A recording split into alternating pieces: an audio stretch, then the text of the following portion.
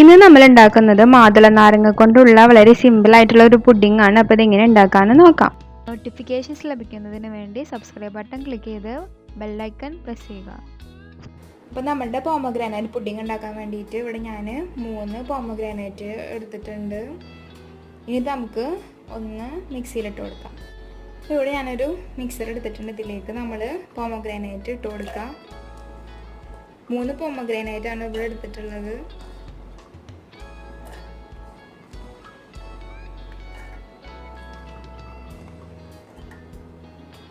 Next ഇതിലേക്ക് 1 cup വെള്ളം ഒഴിച്ച് കൊടുക്കാം. ഞാനിവിടെ മെഷറിംഗ് കപ്പ് കൊണ്ടാണ് അളന്നിട്ട് 1 കപ്പാണ് യൂസ് ചെയ്തിട്ടുള്ളത്. നെക്സ്റ്റ് ഇതിലേക്ക് 2/3 കപ്പ് ഷുഗർ ഇട്ട് കൊടുക്കാം. ഇനി ഇതൊന്ന് നന്നായി അടിച്ചെടുക്കാം.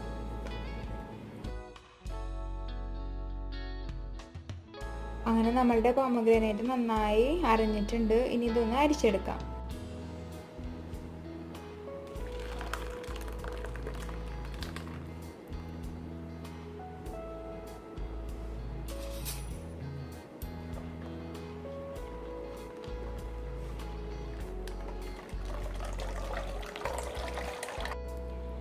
അങ്ങനെ നമ്മൾ കംപ്ലീറ്റ് അരിച്ചെടുത്തിട്ടുണ്ട്.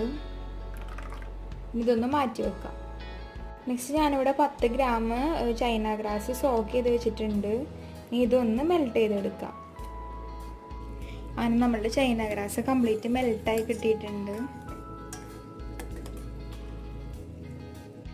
ഇവിടെ ഞാനൊരു പാൻ എടുത്തിട്ടുണ്ട്. ഇതിലേക്ക് നമ്മൾ ഗ്രൈൻഡ് ചെയ്തിട്ടുള്ള പോമഗ്രാനൈറ്റിൻ്റെ ജ്യൂസ് ഒഴിച്ച് കൊടുക്കാം. ഇനി ഇതൊന്ന് തിക്കാവുന്നത് വരെ നമുക്ക് വെയിറ്റ് ചെയ്യാം. അപ്പോൾ നമ്മളുടെ പോമഗ്രാനൈറ്റ് ജ്യൂസ് ഇപ്പോൾ തിളക്കാൻ തുടങ്ങിയിട്ടുണ്ട്. ഇതിലേക്ക് നമ്മൾ മെൽറ്റ് ചെയ്ത് വെച്ചിട്ടുള്ള ചൈനാഗ്രാസ് ആഡ് ചെയ്ത് കൊടുക്കാം.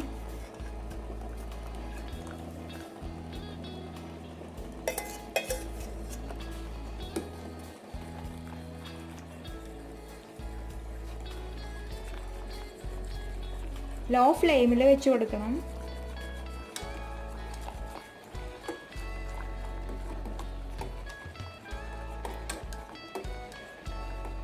അങ്ങനെ നമ്മളുടെ പുഡിംഗ് മിക്സ്ചർ ഇവിടെ തയ്യാറായിട്ടുണ്ട്. ഇനി ഇത് സെർവിംഗ് ബൗളിലേക്ക് ഒഴിച്ചു കൊടുക്കാം.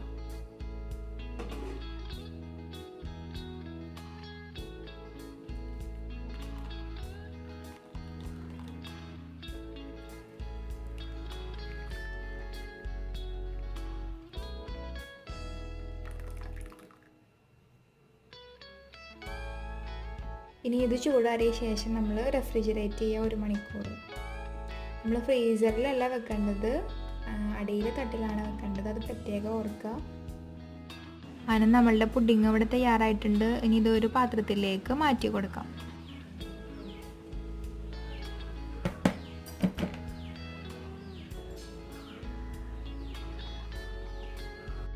അങ്ങനെ നമ്മളുടെ ഈസിയും അതുപോലെ തന്നെ സിമ്പിളായിട്ടുള്ള പോമഗ്രാനൈറ്റ് പുഡിംഗ് ഇവിടെ തയ്യാറായിട്ടുണ്ട്. അപ്പോൾ ഇതെല്ലാവരും വീട്ടിൽ ട്രൈ ചെയ്ത് നോക്കുക. എല്ലാവർക്കും ഇഷ്ടപ്പെടുന്ന ഒരു റെസിപ്പിയാണിത്. അപ്പോൾ വീട്ടിൽ എന്തെങ്കിലും ഫംഗ്ഷനൊക്കെ നടക്കുമ്പോൾ വളരെ പെട്ടെന്ന് തന്നെ ഉണ്ടാക്കാൻ കഴിയുന്ന ഒരു പുഡിങ്ങിൻ്റെ റെസിപ്പിയാണിത്. അപ്പോൾ എല്ലാവരുടെ അഭിപ്രായങ്ങൾ കമൻറ്റ് സെക്ഷനിൽ അറിയിക്കുക. പിന്നെ എല്ലാവരും ഇത് ട്രൈ ചെയ്ത് നോക്കുക.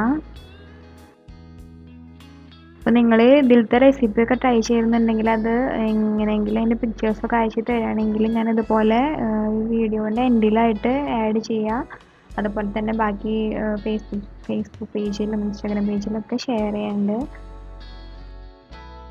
ഞാൻ എപ്പോഴും പറയുന്നത് പോലെ തന്നെ നിങ്ങൾക്ക് വീഡിയോ ഇഷ്ടമായാൽ ലൈക്ക് ചെയ്യുക, കമൻറ്റ് ചെയ്യുക, ഷെയർ ചെയ്യുക. അതുപോലെ തന്നെ ചാനൽ സബ്സ്ക്രൈബും ചെയ്യുക.